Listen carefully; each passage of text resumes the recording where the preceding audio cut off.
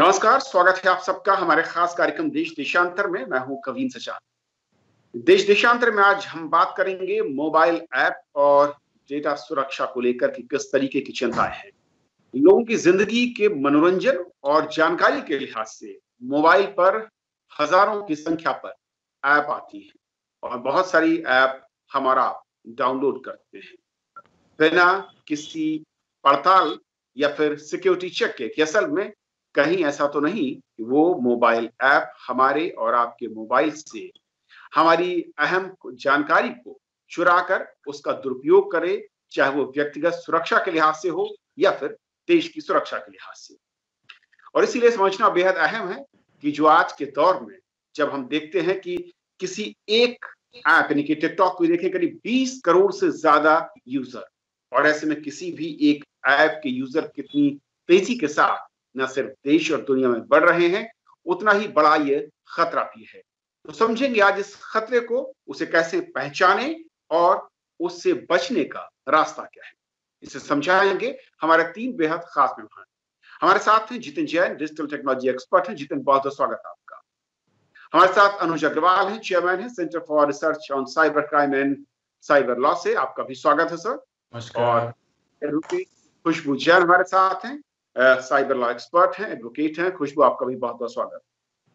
रानू जी, हम जब किसी भी मोबाइल में ऐप को डाउनलोड कर रहे हैं उसी वक्त दे देते हैं उस ऐप को, और वो उस चाबी से हमारे मोबाइल का ताला खोलकर कितना सामान या कितना, मैं कहूं कि जो कंटेंट है वो चोरी करना चाहता है, कैसे करना चाहता है, ये इसके ऊपर है।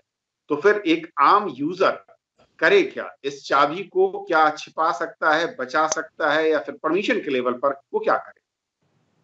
देखिए, यूजर्स के लिए ये महत्वपूर्ण है समझना कि उन्हें किसी भी ऐप को या कितने ऐप्स को और क्या क्या फीचर्स को यूज करना है। कुछ थोड़ा सेल्फ डिसिप्लिन और थोड़ी सी जानकारी उनको अपने बारे में रखनी पड़ेगी। जैसे 2-3 बड़े फेमस ऐप्स हैं, मैं किसी कंट्री स्पेसिफिक ऐप की बात नहीं करूंगा। ट्रू कॉलर है। अब ट्रू कॉलर सिर्फ एक डेटाबेस है जो आने वाली कॉल के बारे में पॉसिबली वो किसका नंबर ये बताता है, लेकिन वो आपके फाइल एक्सेस भी मांगता है, वो आपके फोटो की एक्सेस भी मांगता है, वो आपके एसएमएस की एक्सेस भी मांगता है, जिसकी उसे बिल्कुल भी जरूरत नहीं है। आप मना कर दीजिए। अक्सर ये ऑप्शन होता है कि आप मना कर दीजिए। ओला ऐप है, टैक्सी का ऐप है, वो आपके एसएमएस की परमिशन मांगता है पढ़ने की, जबकि उसको एसएमएस पढ़ने की कोई जरूरत नहीं है। लोकेशन तो समझ में आती है कि ओला का अगर ऐप है तो उसको लोकेशन चाहिए, क्योंकि वो आपकी टैक्सी का कहां पर टैक्सी है, आप कहां जा रहे हैं, वो पूरा चाहिए उसको। लेकिन उसको एसएमएस की कोई जरूरत नहीं है। यूसी ब्राउजर है जो कि एक प्रकार की आपको ब्राउजिंग की सर्विस देता है, उसको आप अपनी तमाम बातें मत बताइए, परमिशंस मत दीजिए। लेकिन आमतौर पे ऐसा होता है कि लोग उस पर ध्यान नहीं देते हैं, और इस जल्दीबाजी में या शायद उनको लगता है कि ज्यादा से ज्यादा हमें सुविधा मिले और बस वो सारे परमिशंस दे देते हैं।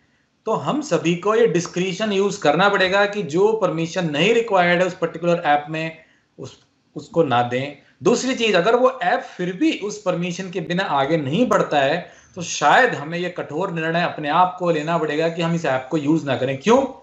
अगर उसको उस इंफॉर्मेशन की जानकारी की आवश्यकता नहीं है और वो हमसे बराबर ले रहा है, लेने के बाद वो अपने सर्वर पे स्टोर कर रहा है, जो अब उन्होंने मैकेनिज्म बनाया है कि पहले वो इंडियन सर्वर में स्टोर करते हैं और वहां से विदेशी सर्वर पे ले जाते हैं, तो इसका मतलब उनका जो इरादा है वो नेक नहीं है।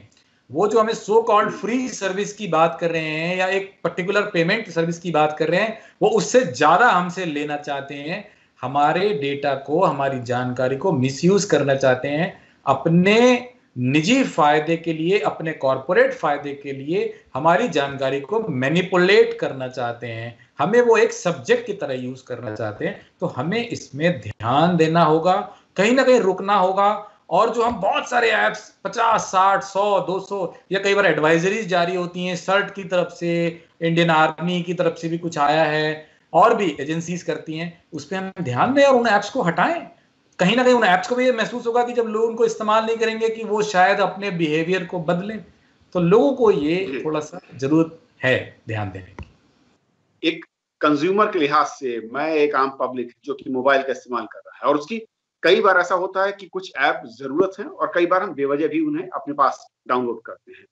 लेकिन जो जरूरत है अब उससे हम बचें कैसे, और क्या हमारे पास एक यूजर के पास कोई ऑप्शन भी है कि हम उससे कह सकें कि आपको हम इंफॉर्मेशन नहीं देंगे, उसके बावजूद हम उस ऐप का इस्तेमाल कर पाए, यानी कि लिमिटेड परमिशन के ऑप्शंस मौजूद हैं या नहीं है। और दूसरा कि ये कंपनियां किस तरीके से व्यक्तिगत तौर पर सुरक्षा के साथ खिलवाड़ कर सकती हैं और राष्ट्रीय हितों के लिहाज से किस तरीके से, जिस तरीके से ये प्रॉब्लम है और जिस जिस रास्ते के थ्रू ये आती है, उसमें सिर्फ एडवाइजरी या कंज्यूमर पर छोड़ देना कि उससे बच पाएगा, नामुमकिन सा दिखता है। देखिए, ये एक महत्वपूर्ण चीज है, और जो प्रपोज्ड कानून भी है वो भी ये कहता है कि अगर यूजर ने कोई कंसेंट दे दी तो फिर आप डेटा जहां चाहे ले जा सकते हैं, जैसे चाहे उसे इस्तेमाल कर सकते हैं। अब ये समझना चाहिए कि हमारे देश के जो लोग हैं, जो यूजर्स हैं, अब 70-80 करोड़ लोग हैं जो अडल्ट हैं, जो उसको यूज करते हैं, क्या वो इतने शिक्षित हैं, क्या वो इतने समझदार हैं, क्या वो इस बात को समझ पा रहे हैं कि उनको एज ए सब्जेक्ट यूज किया जा रहा है, क्या वो ये समझ पा रहे हैं कि वो इस देश के एक स्ट्रेटेजिक एसेट हैं। हर व्यक्ति, हमारे प्रधानमंत्री भी इसको कहते हैं, हम सभी लोग इसको समझना चाहिए कि हर व्यक्ति इस देश का महत्वपूर्ण है, देश के लिए एसेट है वो। उसकी गतिविधियों पे अगर विदेश के लोग निगरानी रखने में सफल हो जाते हैं, उसकी आदतों को समझने में सफल हो जाते हैं, उसके बायोलॉजिकल मार्कर्स को पकड़ पाते हैं, ठीक है, और सभी तरह के उसके शैडो कर रहे हैं वो इन फोन्स के माध्यम से।